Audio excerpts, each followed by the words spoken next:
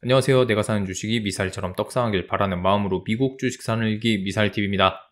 오늘도 미국 증시는 인플레이션 호재를 등에 업고 다시 날아간 하루였습니다. 거두절미하고 다우존스 1.26%, S&P 500 1.44%, 그리고 나스닥은 1.74% 상승으로 그 결과 12,000포인트 선을 지켜주면서 장을 마감했습니다. 오늘 장전 발표된 유럽의 소비자 물가지수와 미국의 PCE 지표를 등에 업고 시장은 상승하면서 시작을 했습니다.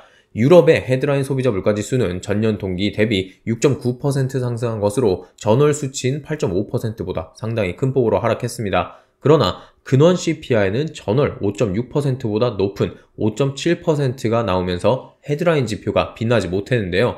에너지 가격이 급락하면서 헤드라인 지표는 하락했으나 유럽도 미국과 마찬가지로 서비스 물가의 상승세가 확대되면서 근원 CPI는 상승한 것인데요. 그러나 미국 연준에서 가장 중요하게 생각하는 개인소비 지출 지수는 좋은 모습을 보여줬습니다. 전년 동기 근원 PCE의 지표를 보면 전월 그리고 이번 예상치였던 4.7%보다 약간 낮은 4.6%가 나왔으며 전월 대비 근원 PCE는 전월 0.5% 그리고 예상치 0.4%보다 낮은 0.3%가 나오면서 시장의 호재로 인식이 되었습니다. 하지만 장 초반에는 그렇게 시원하게 상승하지 못했죠. 이 부분에 대해서는 두 가지 원인을 생각해 볼 수 있습니다.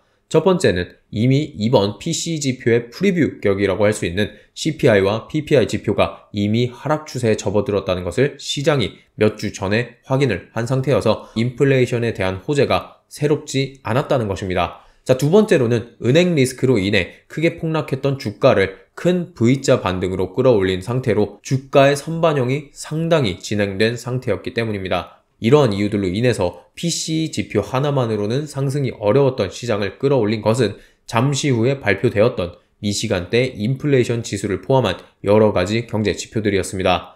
PCE 지표가 발표되고 얼마 후 미시간대 소비자 지수가 발표되었습니다. 5년 인플레이션 예상 지수는 전월과 같았으나 아쉽게도 예상치였던 2.8%보다는 높았는데요. 사실 5년 후 인플레이션 예상 지표이기 때문에 이것은 시장이 그렇게 크게 신경 쓰지 않는 지표라고 생각할 수 있습니다. 그러면 나머지 4가지 지표들은 어떻게 나왔는지 한번 살펴보겠습니다. 소비자 기대지수, 소비자 심리지수, 소비자 평가지수 모두 전월 그리고 예측치보다 낮게 나왔으며 무엇보다도 중요한 미국 1년 인플레이션 기대치가 큰 폭으로 하락했다는 것을 주목해야 합니다. 1년 인플레이션 기대치는 전월 4.1%였고 이번 예상치는 3.8%였으나 실질적으로 3.6%가 나오면서 현재 시장 경제에서 인플레이션 둔화가 체감되고 있다는 것을 보였습니다. 그리고 인플레이션의 상당히 큰 부분을 차지하는 개인 지출과 실질 개인 소비 모두 어마어마한 수치만큼 폭락했습니다. 개인 지출은 전월 2.0% 상승했던 것이 그의 10분의 1만큼 쪼그라들면서 0.2% 상승에 그쳤고 인플레이션을 적용하여 수치를 내는 실질 개인 소비는 전월 1.5% 상승했으나 이번 달에는 마이너스 0.1%로 오히려 감소했습니다. 이렇게 소비가 줄면 인플레이션의 하락 압박을 크게 넣을 수 있는 좋은 조건이 되죠. 경제 지표들을 종합해서 말씀드리면 지속적으로 하락하며 진전을 보이는 PCE 지표와 여러가지 인플레이션 기대치 그리고 미국의 소비 약세가 함께 콜라보를 이루었고 장 막판까지 주가를 끌어올리는 힘으로 작용했다고 볼 수 있습니다. 이러한 상승 효과는 마이크론 테크놀로지의 중국발 악재로 인해 오늘 큰 폭으로 하락하며 장 초반에 마이너스 3%로 시작했던 SOXL의 주가마저도 2%까지 끌어올려 수익 전환을 시켰습니다. 현재 중국의 반도체 시장은 미국의 견제로 인해서 처참할 정도로 망가지고 있는 상황인데요. 스스로 미국과 라이벌이라고 생각하는 중국은 항상 미국의 견제에 맞대응을 하곤 하는데 이번 마이크론 테크놀로지에 대한 제재 조치도 그와 같은 맥락이라고 할 수 있습니다. 이날 중국은 중국에서 판매되는 마이크론 제품에 대한 사이버 보안 조사를 실시한다고 밝혔습니다. 표면적으로는 국가 안보를 위함이라고는 하지만 결국은 미국의 반도체 업체를 견제하기 위한 수단이 뻔합니다. 필라델피아 반도체는 오늘의 상승 분위기를 타면서 상승 마감했지만 직접적인 중국발 악재로 인해서 타격을 입은 마이크론 테크놀로지는 결국 마이너스 4% 이상 폭락을 했습니다. 자, 오늘 간단한 시황은 이 정도로 하겠습니다. 오랜만에 통계를 통한 이야기를 하려고 하는데요. 지금 보시는 것은 S&P 500의 월평균 수익률 차트로 1928년부터 약 100년 가까운 기간의 평균을 나타낸 것입니다. 작년과 같은 초특급 하락장에서는 이 평균대로 움직이지는 않았지만 올해 첫 3개월 동안 시장은 이 수익률 차트와 같은 모습을 보였습니다. 1월 달에는 상승하고 2월 달에는 하락, 그리고 3월 달에는 상승한 것을 알 수 있습니다. 그렇다면 4월 달에도 상승할 가능성이 상당히 큰데요. 일반적으로 미국 시장은 3월과 4월은 상승하고 그리고 나서 5월 달에는 하락한다는 인식이 많이 깔려 있는데요. 그것을 표로 확인하실 수 있습니다. 자, 그리고 지금 보시는 것은 4가지 다른 기간별로 나눈 S&P 500의 월별 수익률을 보여주는 차트입니다. 왼쪽부터 70년 평균, 20년 평균, 10년 평균, 그리고 회색은 선거 이후 수익률입니다. 차트상으로 보면 4월, 7월, 10월, 11월, 12월에는 모든 평균 기간 동안 S&P 500이 수익을 냈다는 것을 확인할 수 있습니다. 즉, 이 통계로 보면 이번 4월 달도 기대해 볼만 하다고 볼 수 있습니다. 작년 9월 30일 영상에서 제가 보여드린 내용입니다. 한번 보시겠습니다. 영상 첫 부분에 제가 말씀드렸습니다. 통계는 거짓말을 하지 않는다고요. 그러면 이 차트상에서는 미국 시장은 9월 달에 거의 항상 박살이 나곤 했습니다. 그러면 어차피 하락하는 달이니까 하락했구나 생각하시면 됩니다. 그렇죠? 그리고 미국 대통령들 중간선거 하는 게 취임 2년 후입니다. 이 자료를 보시면 일반적으로 역대 대통령들이 취임한 이후로 중간선거를 한 뒤인 3년차와 4년차 때는 주식시장이 강세장인 것으로 통계가 잡히고 있습니다.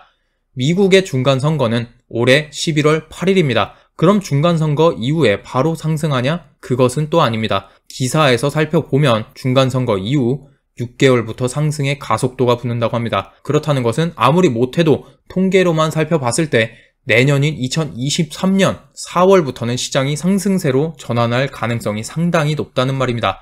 그리고 S&P 500의 통계도 4월 달에는 일반적으로 수익이 크게 난다고 말하고 있어요. 또한 제가 어제 보여드린 자료를 보신 분들은 기억하시겠지만 현재 나스닥 100 지수에 편입된 종목들 중 90% 이상이 200일 이동평균선 아래에 주가가 위치하고 있습니다. 그 현상이 벌어진 이후에 1년 후면 무조건 수익이 나는 것이라고 통계로 또 볼 수가 있었어요. 앞서 말씀드린 모든 것들을 종합할 때 내년 4월부터는 그래도 상승장이 올 거라고 생각합니다.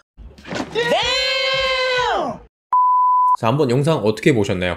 자, 물론 4월이 되기도 전부터 미국 증시는 추세 전환을 하면서 상승하기 시작했습니다. 그렇지만 결국 포기하지 않고 공포에 줍줍하면 결국 시장은 상승하고 우리의 계좌가 전환된다는 것을 올해 1분기를 통해서 배우지 않았나 싶습니다.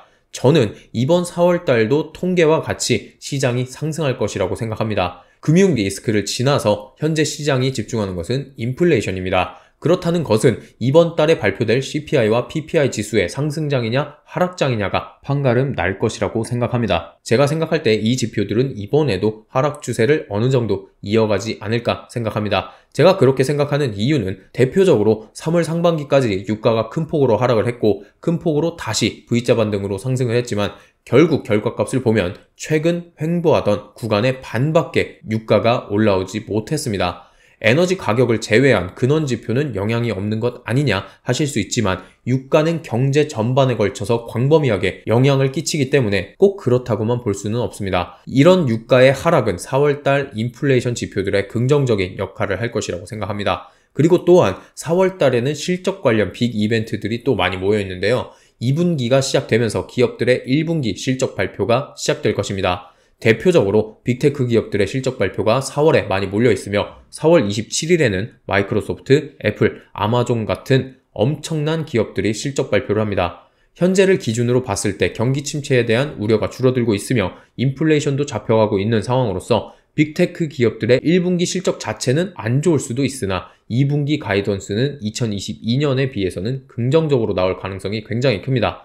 이런 관점으로 본다면 4월달도 마찬가지로 시장은 보시는 통계와 같은 모습으로 상승하며 우리의 계좌를 확실하게 양전시킬 수 있는 좋은 기간이 될 거라고 생각합니다. 마지막으로 애플, 테슬라와 같은 기업들은 2020년 2분기 이후 최대 주가 상승률을 보여주었다고 합니다. 자, 그렇다는 것은 2022년과 같은 깊은 골짜기를 지나면 그만큼 높은 주가 상승이 우리를 기다리고 있다는 것을 보여주는 좋은 예시인 것 같습니다. 확실한 투자 원칙을 지켜가면서 하락장을 이겨내신 여러분들은 꼭 성공하실 수 있으실 거라는 말씀을 드리면서 영상 마치도록 하겠습니다. 멤버십에 가입해주신 분들은 회원 전용 동영상을 통해서 주기적인 제 계좌 공유, 실시간 방송, 여러 소식들을 추가적으로 들으실 수 있으며 여러분들께서 궁금해하시는 내용들을 멤버십 전용 단톡방에 문의해 주시면 그 내용으로도 영상을 만들고 있습니다. 또한 멤버십 전용 단톡방과 커뮤니티를 통해서 제가 사용하는 유료 정보들을 제공해드리고 있습니다.